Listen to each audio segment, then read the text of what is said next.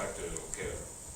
Возвращаясь к основным достижениям профессора Литвина, он был родоначальником в рассмотрении погрешности зацеплений и проектирования зубчатых приводов, и также предложение методов для их устранения, когда возникают погрешности в целостности или в процессе производства.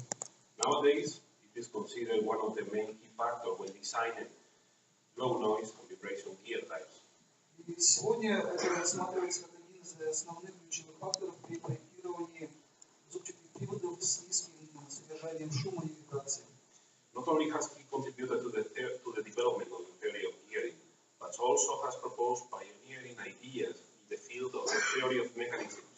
Some of them are nowadays universally accepted, but they were not in the early 80s when they were proposed.